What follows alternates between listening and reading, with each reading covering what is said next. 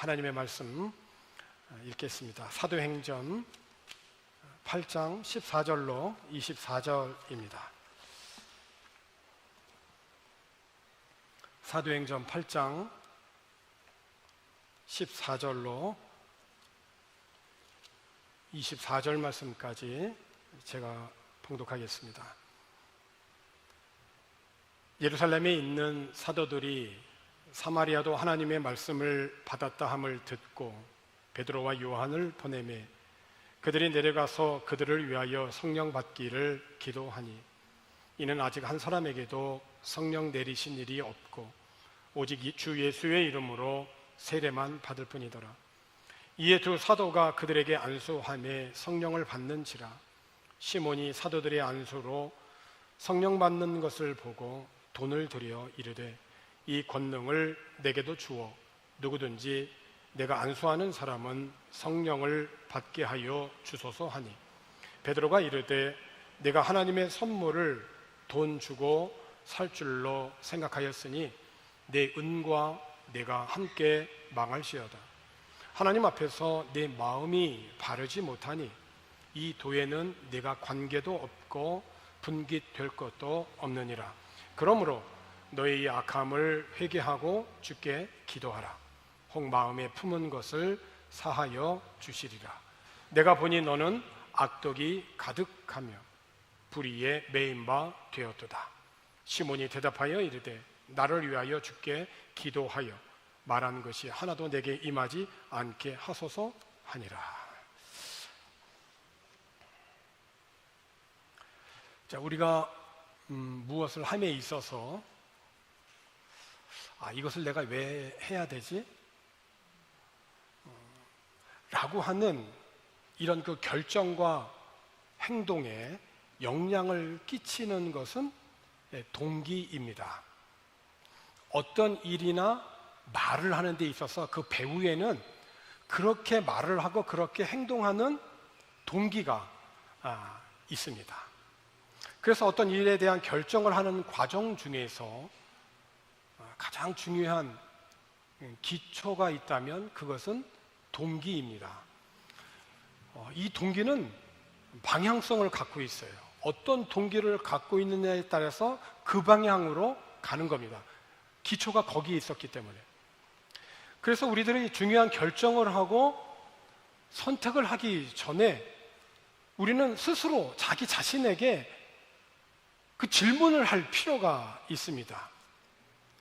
왜냐하면 이 동기는 오늘 우리들의 욕망과 필요와 그리고 감정으로부터 나오는데 이것이 항상 옳은 게 아니거든요.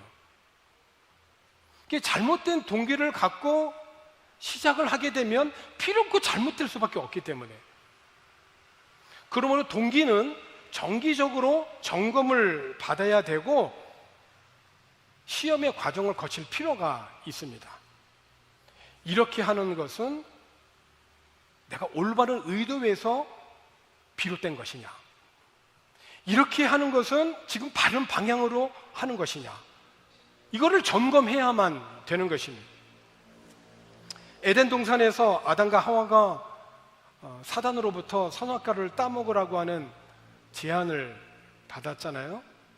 그러니까 아담과 하와는 그 제안에 대해서 선택하고 결정하여서 행동하기 전에 스스로 물어봐야만 했습니다. 내가 이것을 왜 먹는가? 이것을 먹으면 어떻게 될 것인가? 내가 이것을 먹고 무엇이 되려고 하는가? 혹시 내가 이것을 먹는 것은 내 욕심에서 비롯된 것이 아닌가? 이거 점검을 해야 된다는 것입니다. 근데 아담과 하와는 바로 자신들의 그 인간의 욕망, 그리고 자신들의 필요, 그리고 자신들의 이 감정에 몰입을 한 나머지 선악과라고 하는 것에 대해서 분명히 이미 하나님이 주신 말씀이 있었잖아요. 근데 그 말씀을 자신의 필요나 감정이나 이 욕구에 그냥 몰입을 한 나머지 그 하나님의 말씀이 생각이 나질 않은 거예요. 그러니까 하나님의 말씀이 생각이 나고 기억이 나지 않으니까 자신의 필요에 따라서만 행동을 하게 되는 거죠. 그래서 자신의 그 동기를 하나님이 주신 말씀을 왜곡을 시켜버리면서 유혹에 넘어가 버리고 말았던 거죠. 그래서 우리들은 항상 동기를 점검을 해야 됩니다. 내가 이것을 왜 하려고 하는가? 이것을 해서 무엇을 하려고 하는가? 여러분, 구약의 역사를 보면 선한 왕도 있었지만은 참 한 사람의 왕이 잘못돼서 나라 전체가 망하는 일도 있었어요. 그 이스라엘 역사에 보면 가장 악한 왕이 아합이라고 하는 왕입니다. 아주 우상 숭배하는 여인을 아내로 맞아들였을 뿐만 아니라 온 나라를 그냥 하나님이 가장 싫어하는 우상 숭배하는 나라로 만든 장본인이 이 아합이에요. 하나님께서 결국 이 아합을 심판하셨거든요. 근데 어떻게 심판을 하셨냐면 예후라고 하는 사람을 도구로 쓰셨어요. 근데 이 예후는 누구냐면 북이스라엘의 10번째 왕입니다. 그가 아합의 70명의 아들이 있었는데 70명의 아들을 다 처단을 합니다. 그리고 북이스라엘 내에 우상 숭배하는 자 앞에서 절을 하는 모든 자들은 다 처단을 합니다. 바알 신전을 허물어요. 그리고 그 바알 신전을 화장실로 만들어 버립니다. 그럼에도 불구하고 이 예후는 이스라엘을 죄악된 삶으로 끌어들이는 이 죄에서 돌이키질 않았습니다. 그것은 베델과 단이라고 하는 지역에 세워진 금송아지를 남겨두었기 때문에 그렇습니다. 온 나라의 우상들을 다 제거하고 개혁을 했음에도 불구하고 예후는 왜 베델과 단이라고 하는 곳에 세워진 금송아지를 남겨두었느냐? 그것은 북이스라엘의 백성들이 남쪽에 있는 예루살렘 성전을 찾아가지 못하도록 베델과 단에 가서 거기서 숭배할 수 있도록 남겨두었기 때문에 그렇습니다. 예루살렘 성전에 가면 하나님을 섬기게 되거든요. 그러니까 거길 가지 못하게 한 거예요, 원천적으로. 다른 건 다 한 것 같은데 진짜를 안 했어요, 진짜를. 그러니까 예후의 이 종교 개혁은 신앙적 동기가 아니라 자신의 권력 유지라고 하는 그런 정치적인 목적으로 변질이 된 거예요. 우리가 자동차를 이렇게 통해서 얻는 유익이 많지 않습니까? 먼 거리여도 정한 시간에 도착할 수 있도록 해주죠. 아마 오늘 교회에 오시면서 자동차 타고 다 오셨을 거예요. 매일 우리는 자동차를 이용을 합니다. 그런데 매일 이 자동차를 사용하기만 하고 점검을 하지 않으면 어떻게 될까요? 사람을 죽이는 무기가 될 수가 있어요. 아무리 우리들에게 유용한 그러한 자동차라 할지라도 이거를 정기적으로 점검을 하지 않으면 자신뿐만 아니라 이웃을 죽이는 무서운 무기가 될 수 있다니까요. 박이호는 힐이 참 많지 않습니까? 언젠가 제가 바깥갱을 이렇게 올라가는 길에 앞에 있는 찌푸니가 내려오는데 바퀴가 빠져버렸어요.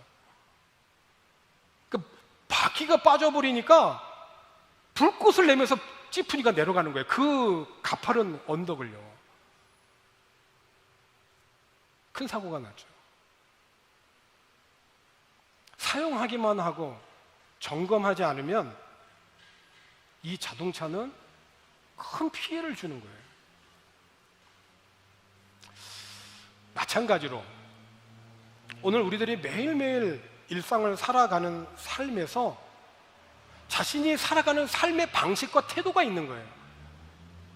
이렇게 살아가는 삶의 어떤 방식이나 기준이 있어요, 다들. 근데 그게 다 달라요. 근데 이 방식은 점검을 해야 된다는 것입니다.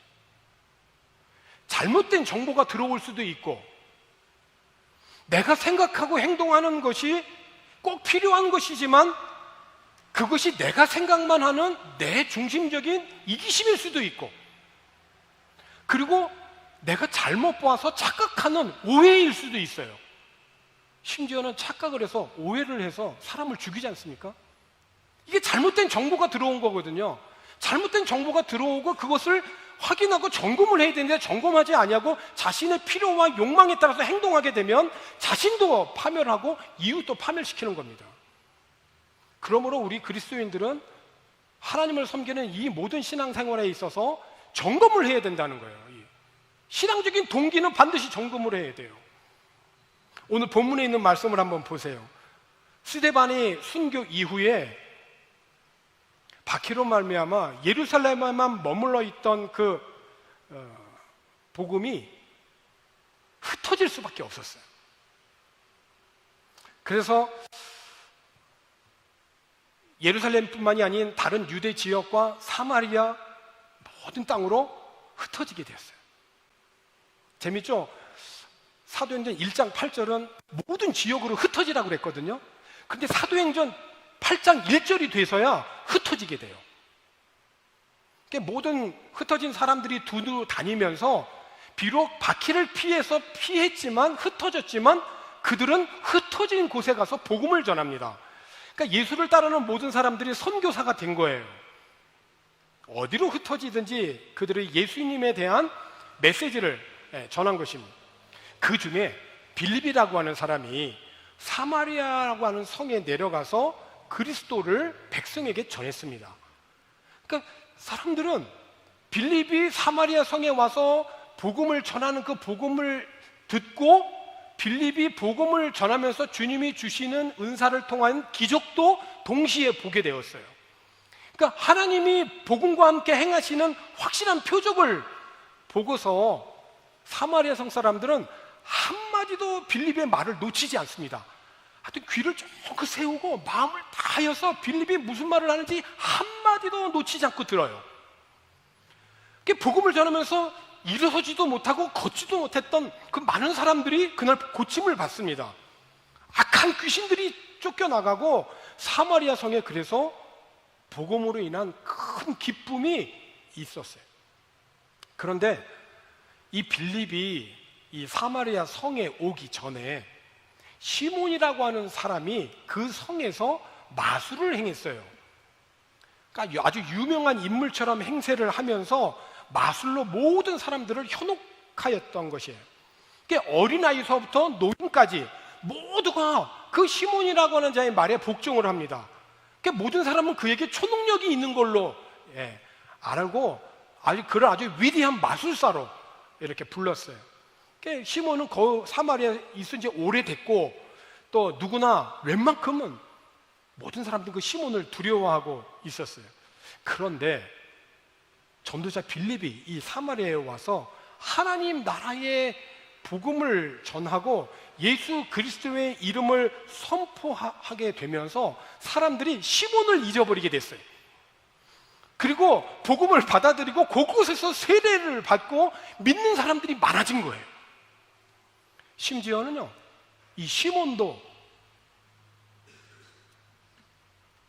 빌립이 전하는 말을 듣고 세례를 받습니다. 그러니까 세례를 받고 그 순간부터 이 시몬은 빌립을 정말 그림자처럼 쫓아다닙니다. 하나님 나라의 모든 표적, 기적, 여기에 매료가 되어서 시몬은 도무지 빌립의 곁을 떠나려고 하질 않았어요. 이와 같은 사마리아 성 사람들이 복음을 이렇게 받아들였다라고 하는 이 소식이 예루살렘에 있는 사도들과 교회들에게도 전해집니다. 야, 그 버려진 땅, 사마리아 성 사람들이 복음을 받아들였다고? 야, 그런 일이 있을 수 있어? 정말 영적으로 황폐했던 그 땅이 복음을 받아들였다니. 놀란 사도들과 교회는 베드로와 요한을, 핵심이잖아요. 이 베드로와 요한을 사마리아로 보냅니다. 특별히 베드로와 요한은 3년 전에 예수님과 함께 사마리아 성을 방문했던 경험이 있잖아요. 그 남편을 5이나 두었음에도 불구하고 만족이 없고 행복이 없고 삶의 의미가 없이 사람을 피해서 그 지역에 왕따당했던 그 여인이 그 예수님을 영접했던 그 사건을 잊을 수가 없을 거 아니에요? 그런데 그거보다도 더 이제 놀라운 사마리아 성 전체에 놀라운 구원의 역사가 일어난 겁니다. 그 3년의 세월이 흐르고 사마리아 성의 많은 사람들이 예수님을 영접했다고 하니까 얼마나 감격했습니까? 특별히 이제 베드로와 요한은 사마리아 성에 가서 했던 그 사역이 뭐냐면 그들이 물 세례만 받았었거든요. 그래서 그들이 성령 받기를 베드로와 요한은 간구를 했어요. 오늘 그 본문에 있는 말씀 14절과 15절에 있는 말씀을 보게 되면 이렇습니다. 예루살렘에 있는 사도들이 사마리아도 하나님의 말씀을 받았다 함을 듣고 베드로와 요한을 보내매 15절에 보니까 그들이 내려가서 그들을 위하여 성령 받기를 기도했다 이거예요. 이때까지 사마리아 사람들은 주 예수의 이름으로 세례만 받았을 뿐 아직까지 성령께서 그들에게 내리신 일이 없거든요. 근데 사도들이 와서 그들에게 안수하였을 때 성령이 내려오신 거예요.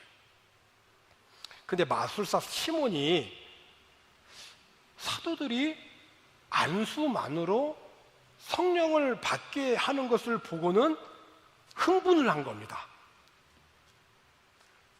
그리고 어떻게 했느냐? 돈을 꺼내 들고 베드로와 요한에게 돈을 주면서 제안을 합니다.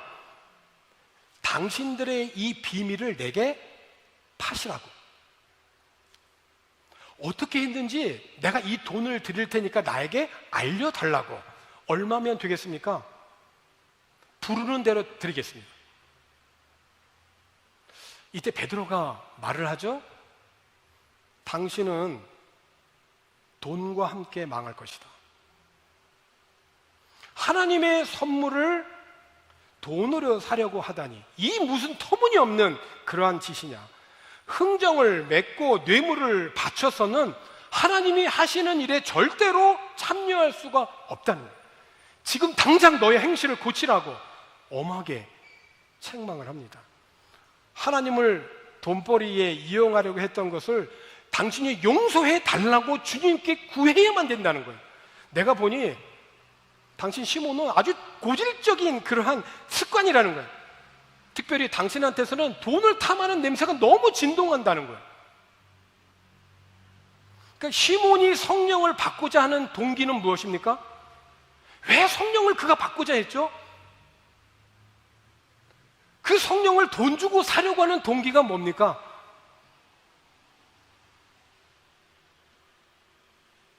돈 주고 사면 나중에 더 많은 돈을 요구하겠죠. 하나님을 섬기는 사역을 돈벌이나 혹은 명예를 얻는 수단으로 사용하려고 했던 것입니다. 자신의 만족 그리고 명예를 위해서 주님의 그 아름다운 이름 예수 그리스도 그 이름을 도용하는 것이죠. 이것은 그의 마음이 악한 것에 속박되어 있다는 증거예요.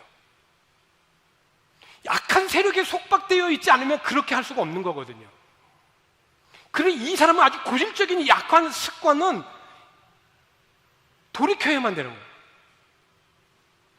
돈을 탐하는 이런 그 악한 습관, 돈을 탐하는 냄새가 진동하는 이것은 돌이키지 않으면 안 되는 거예요. 이 고질적인 습관을 벗어날 수 있는 길은 뭐냐? 하나밖에 없는 거예요. 하나밖에. 오늘 본문 22절에 있는 말씀이죠. 그러므로 너의 이 악함을 회개하고 주께 기도해라. 혹 마음에 품은 것을 사하여 주시리라. 길은 있다는 거예요. 너의 이 악한 습관이 고침받고 용서받을 수 있는 길이 있다는 거예요. 그것은 뭐냐면 진심으로 회개해라. 그리고 기도해라. 그러면 너의 이 악함을 하나님께서 용서하여 주실 것이다. 그러니까 악함을 진심으로 회개하고 기도하면 우리 주님께서 용서하여 주시는 거예요.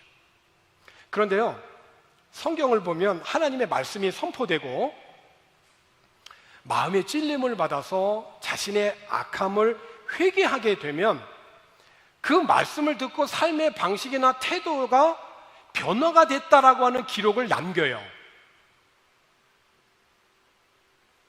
그것이 초대교회의 시작이거든요.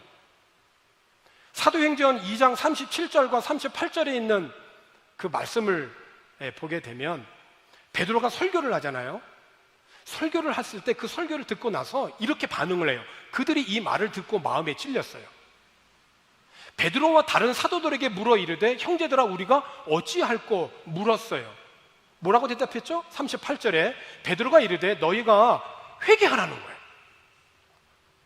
회개는 어떻게 하는 거죠? 첫 번째, 각각 예수 그리스도의 이름으로 세례를 받고 죄사함을 받으라. 그리하면 성령을 선물로 받는다는 것이 이게 회개의 길이에요. 이후 베드로의 그 권고를 듣고 예수님을 십자가에 못 박으라고 소리쳤던 그 백성들은 사도들의 가르침을 받고 회개해서 성령으로 거듭나게 되어집니다. 오로지 기도하기를 힘쓴 사람으로 바뀌어져요. 그런데 오늘 본문의 마술사 시몬은 너의 악함을 회개하고 주께 기도해라. 그리하면 너의 악함을 하나님이 사하여 주시리라. 이 말씀을 들었잖아요. 그런데 이 말씀을 들은 뒤로 그 말씀에 대해서 회개했다는 기록이 없어요. 오늘 본문 마술사 시몬은 베드로의 책망을 듣고 심판이 자기에게 임하지 않도록 기도를 부탁은 했지 정작 그 말씀 앞에 자기가 회개했다는 기록은 없다니까요. 정말 베드로의 권고에 찔림을 받는다면 그는 하나님께 부르짖었을 거예요. 그러나 그가 진심으로 회개하고 돌이켰다라고 하는 기록이 본문에 없거든요. 자기에게 하나님의 심판만은 절대 일어나지 않도록 사도들에게 기도를 부탁만 했을 뿐 정작 자신의 악한 습관을 회개하며 용서를 구하지는 않았다는 거예요. 그렇습니다. 오늘 우리가 생각하고 선택하고 결정을 하는 이런 행하는 삶의 모든 영역에서 내가 바른 동기를 갖고 있는지를 내가 항상 점검을 해야 돼요. 선한 일이라 할지라도요. 그래서 우리가 하나님 앞에 구약의 성도들이 예물을 드릴 때에도 아무거나 갖고 오지 않았잖아요. 비둘기를 드리는 가난한 사람이라 할지라도 비둘기를 요모조모로 다 살폈던 거예요. 상처 있는 건 없는지 깨끗하고 순결하게 드리기 위해서. 부자도 마찬가지죠. 양이나 소나 염소를 드릴 때에도 살폈던 거예요. 우리간에 가서 정함이 있는지 없는지 부정한지를 다 살피고 나서 그리고 하나님 앞에 드렸다는 거예요. 우리가 정말로 주님을 향하여서 어떠한 예배를 드리고 선교하고 구제하는 이런 동기가 정말 하나님이 받으실 만한 것인지를 살펴야 된다는 거예요. 그 동기가 바르야지만이 올바른 방향으로 갈 수가 있기 때문에 그래요. 근데 우리들이 이제 살면서 실수할 때가 있습니다. 내가 몰라서 잘못할 때가 있어요. 부지 중에 참 돌이킬 수 없는 실수할 때가 참 있어요. 심지어는 자기도 모르는 사이에 부지 중에 사람을 죽일 수도 있어요. 근데 우리 하나님께서는 너가 부지 중에 사람을 죽였다 할지라도 그것이 부지 중에 실수였다면 하나님은 그 사람에게 피할 길을 주세요. 왜 그렇죠? 비록 사람을 죽였지만 악한 감정에서 비롯한 동기로 죽인 것이거나 어떤 의도를 가지고 한 것이 아니기 때문에 부지 중에 한 것이기 때문에 하나님께서는 그 사람의 동기를 보시고 그에게 피할 길을 주시고 정당한 재판을 통해서 판결을 받을 수 있도록 제도를 하나 만드셨어요. 그 제도가 뭐죠? 도피성이라고 하는 제도예요. 구약에 보면 도피성이라는 제도가 있어요. 이스라엘 백성들이 약속의 땅에 들어가서 요단강을 가운데 두고 요단강 동편과 서편에 각각 3개의 도피성을 두어요. 그러니까 전체 약속의 땅에 6개의 도피성이 있었던 거예요. 이 6개로 말미암아 하루 이내에 자기가 부지런히 달려가면 도피성이 들어갈 수가 있는 거예요. 도피성이 없다고 한다면 자기가 부지 중에 사람을 죽였을 때 그 상대방의 친인척을 비롯해서 악한 그런 감정에 의해서 피해 악순환이 일어날 수 있기 때문에 하나님께서는 도피성이라고 하는 제도를 두신 거예요. 극단적인 피해 복수를 방지하기 위해서 부지 중에 살인한 사람들이 도피할 수 있는 그 말씀이 민수기 35장 9절 이하에 기록이 되어져 있는데요, 민수기 35장 9절에 보면 이런 말씀이 기록되어져 있습니다. 여호와께서 또 모세에게 말씀하여 이르시되 이스라엘 자손에게 말하여 그들에게 이르라, 너희가 요단강을 건너 가나안 땅에 들어가거든 너희를 위하여 성읍을 도피성으로 정하여 부지 중에 살인한 자가 그리로 피하게 하라. 이는 너희가 복수할 자에게서 도피하는 성을 삼아 살인자가 회중 앞에 서서 판결을 받기까지 죽지 않게 하기 위함이니라.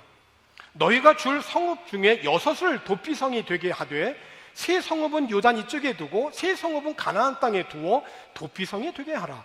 이 6성읍은 이스라엘 자손과 타국인과 이스라엘 중에 거류하는 자의 도피성이 되리니 부지 중에 살인한 모든 자가 그리로 도피할 수 있으리라. 하나님께서는 이스라엘 전역에서 그 6개의 이 도피성을 두어서 부지 중에 사람을 죽였을 때 피할 수 있도록 하셨어요. 그래서 사건에 연루된 그 피해 복수를 막고 후에 정당한 재판을 받을 수 있도록 하셨단 말이에요. 뜻하지 않는 치명적인 실수에 대하여서 하나님이 지정하신 이 도피성 제도를 한번 생각해 보세요. 내가 이것을 했을 때 이것을 뜻했는가? 상대방이 어떤 일을 했을 때 저거를 의도적으로 뜻해서 했던 것인가? 이걸 먼저 보라는 거예요. 저렇게 했던 의도가 분명히 있었는가? 이거 많이 사람들이 감추죠. 뇌물이 그렇잖아요. 뇌물 줄 때 그냥 주나요? 풍성한 식탁을 주잖아요. 베풀잖아요. 식탁이 목적인가요? 맛있는 음식이 진수성찬이 목적인가요? 아닙니다. 그 진수성찬의 배후에 뭐가 있죠? 의도가 있는 거예요. 의도가. 그래서 내가 받지 말아야 할 그런 진수성찬은 받으면 안 되는 거예요. 거절도 해야 돼요. 가서는 안 되는 거죠. 제안에 거절을 해야 되는 거예요. 이렇게 했을 때 정말 내가 악한 감정이 있었는가? 악한 감정이 없이 실수를 했다면 우리는 그리스도 안에서 너그럽게 용서를 해줘야 돼요. 그래서 저도 이렇게 가정생활하면서 아내로부터 많은 배려를 받습니다. 의도적으로 한 게 아니라 몰라서 그랬던 적이 많았기 때문에. 그럴 때는 용서를 받습니다. 이해를 받습니다. 그렇지 않고 의도적으로 했다라고 한다면, 오늘 본문에 있는 말씀에 마술사 시몬이 성령을 돈 주고 살려고 했던 그 의도가 있었잖아요. 악한 의도가 있는 동기는 결국 하나님의 심판을 받을 수밖에 없어요. 우리가 하나님 앞에 충성하고 헌신하고 봉사하고, 참 조건 없는 충성하기가 쉽지 않지만요, 하나님 앞에 감사함으로 충성하는 거예요. 내가 이걸 하면 뭘 한다라고 하는 그런 그 어떤 대가를 바라고 하는 게 아니라, 그래서 자원하여 섬기는 것이 그렇게 중요한 거예요. 자원하여. 그러므로 사랑하는 성도 여러분, 우리가 삶을 이루어가는 그런 수많은 선택과 결정, 행동 앞에 항상 먼저 내가 이 일을 왜 해야 하는지에 대한 동기를 먼저 살필 수 있는 지혜가 있기를 권합니다. 솔로몬이 왕이 되어서 나라를 이끌어가고자 할 때 내가 어떻게 아버지만큼 이렇게 할 수가 있겠는가? 왜 고민이 없었겠어요? 그가 하나님 앞에 예배하잖아요. 일천번제를 드립니다. 일천번제 후에 하나님께서 그에게 말씀하시잖아요. 내가 너에게 뭘 주면 좋겠냐? 그때 그 솔로몬의 대답이 뭐죠? 예배를 통해서, 번제물을 통해서 계속해서 자기 자신을 돌아보았을 거 아니겠어요? 생각했던 것이 나오는 거예요. 기도했던 것이 나오는 거예요. 그냥 툭 나오는 게 아니란 말이에요. 누가 주의 이 많은 백성을 재판할 수 있겠습니까? 하나님, 저에게 듣는 마음을 이 종에게 주셔서 주의 백성들을 재판을 하여서 선악을 좀 분별할 수 있게 해주십시오. 그게 제가 원하는 겁니다. 그거를 구했잖아요. 그랬더니 성경에 보니까 뭐라고 되어 있냐면, 하나님께서 솔로몬이 구하는 이것이 주님의 마음에 들었다, 그렇게 되어 있어요. 주님의 마음에 맞았다고. 주님의 마음에 그냥 딱 맞은 거예요. 오늘 우리들이 드리는 헌신, 봉사, 예배, 이것이 그렇게 되어지기를 축복합니다. 선한 동기. 그렇습니다. 하나님께서 나에게 허락하신 삶의 모든 영역에서 내가 감당해 나가야 할 일에 대한 사랑과 관심이 좋은 동기를 이루어가게 합니다. 어떻게 하면 좋은 것을 정말 줄 수 있을까? 사랑하고 정말로 관심 갖고 그랬을 때에 대가를 바라지 않고 조건 없이 줄 수 있는 거예요. 잘못된 것들이 이제 우리가 많이 깨져야 될 텐데요. 예수님의 제자들을 한번 보세요. 예수님이 제자들을 부르실 때 목적이 있었습니다. 뭐죠? 함께 있게 하기 위해서. 제자를 부를 때는 나는 너하고 항상 함께 하고 싶어. 어디든지 어딜 가든지 내가 너와 함께 하고 싶어. 제자들이 주님이 원하시는 그곳에 함께 있게 하고 싶어서 예수님이 제자들을 불렀어요. 직업의 현장에서, 생업의 현장에서. 또 하나는 뭐죠? 전도하기 위해서. 전도하기 위해서 불렀단 말이에요. 그러니까 예수님이 하늘로 승천하신 이후에도 그들은 전도한 거잖아요. 하나님의 나라를 확장시켰단 말이에요. 그런데 제자들이 예수님의 이 의도와 동기와 목적을 처음에는 알았습니까? 몰랐습니까? 몰랐고요. 그러니까 어떻게 했죠? 주님을 위해서 무엇인가 드리면 제자들은 속으로 생각한 거, 저거 가난한 사람들에게 나눠주면 더 많은 거 할 수 있는데? 주님을 따라가면서도 불구하고 네가 높으니 내가 높으니 이렇게 싸웠던 거예요. 왜? 아직 동기가 깨지지 않았거든요. 아직도 동기가 깨지지 않았어. 이 동기가 깨지게 되면, 성령을 통하여 내 잘못된 동기가 깨지게 되면 그때서야 바른 방향이 되는 거예요. 그것이 사도들이에요. 그런데 깨지지 않는 동기가 있었죠. 누굽니까? 가룟 유다예요. 가룟 유다는 끝까지 자기의 동기를 깨트리지 못했어요. 돈이 목적이었거든요. 끝까지 악한 그런 마음의 완악한 마음을 깨트리지 않았어요. 그러므로 사랑하는 성도 여러분, 여러분들의 모든 선택, 저를 포함해서 선택하고 결정하고 행동하고 봉사하고 헌신하고 이런 모든 것이 주님이 나에게 주신 사명에 대한 그 관심, 그리고 주님이 나에게 은혜로 주신 이 사랑으로 좋은 동기가 되어서